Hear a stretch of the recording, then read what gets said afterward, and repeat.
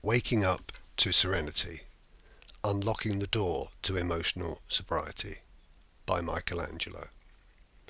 Chapter 16. Be Still.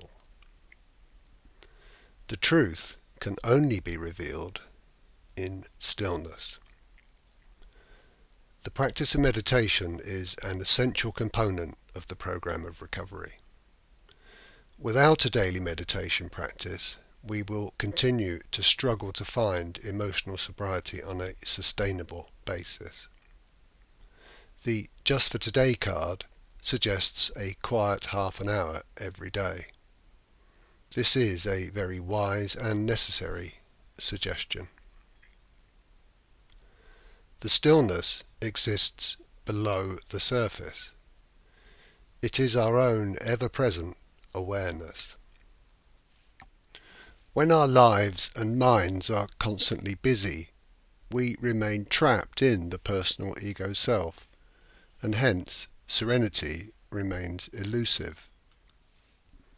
It is obviously not possible to experience the depths of our own being if we insist on remaining on the surface.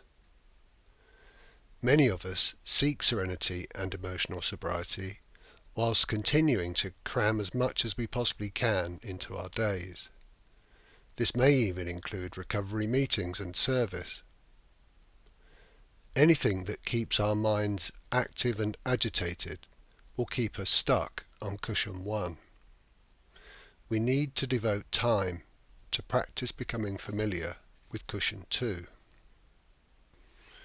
I have been around fellowship meetings for many years now, and my observation is that meditation is probably the least practiced element of the 12-step program.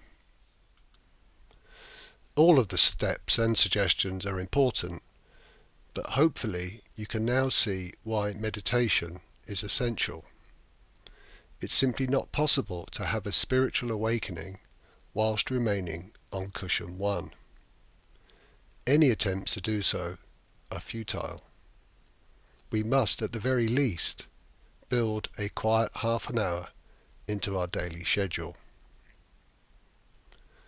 I practice different types of meditation in order to keep it fresh, but one such practice is to contemplate the wording shown below and then to fall silent.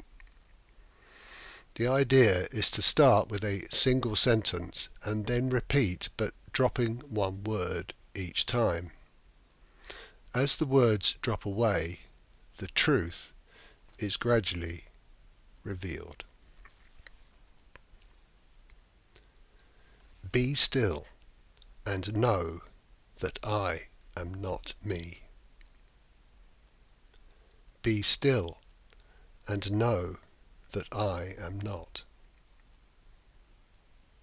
Be still and know that I am. Be still and know that I. Be still and know that.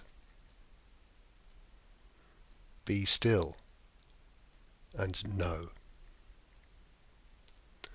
Be still and be still.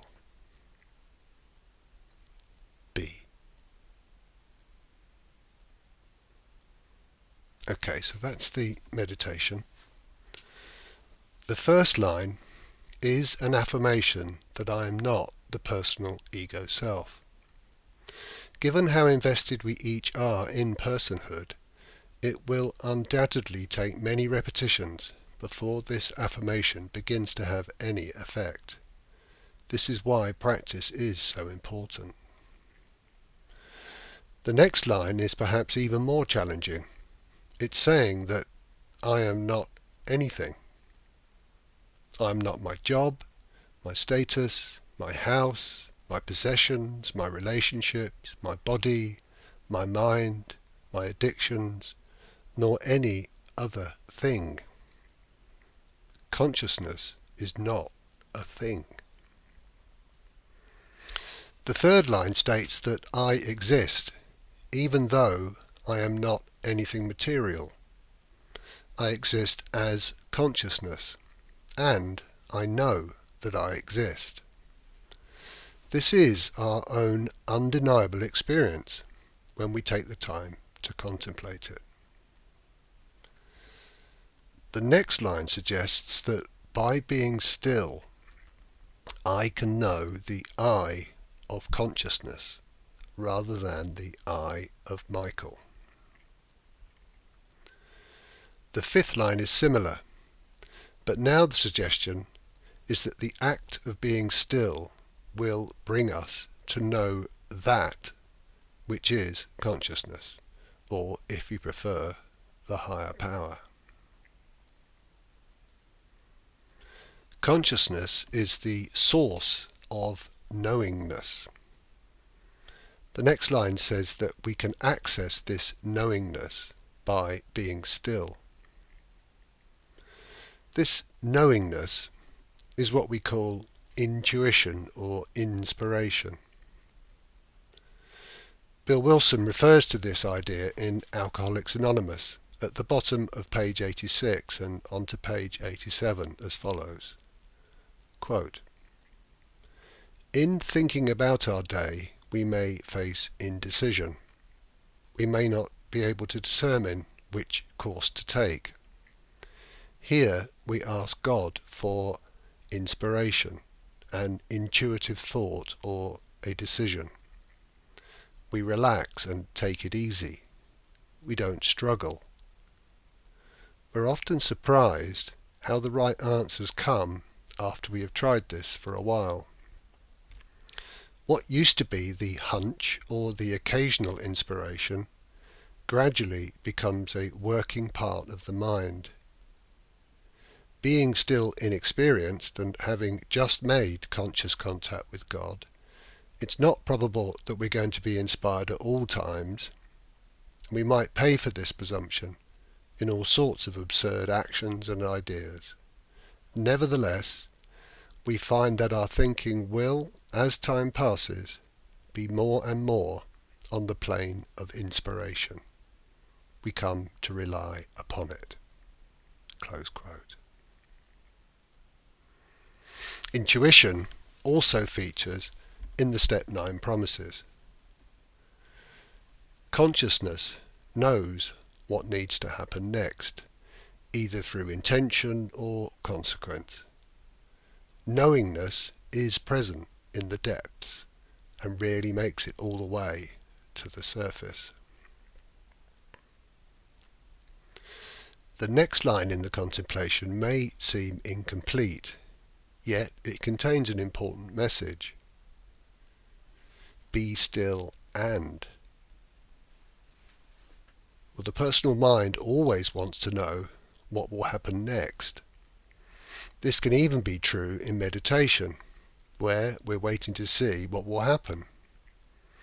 We may meditate in the hope of having a particular experience. The suggestion here is to be still and to expect nothing. The happenings take place on the surface. There's nothing happening in the depths.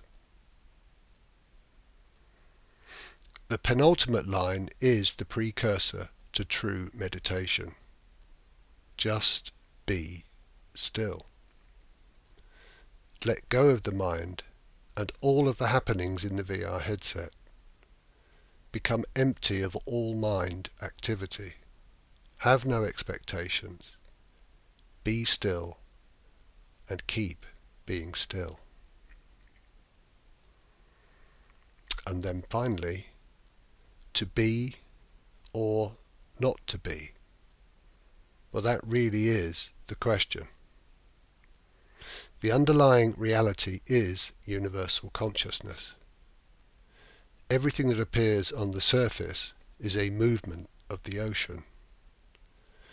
Through meditation, we can sink to the bottom and experience beingness.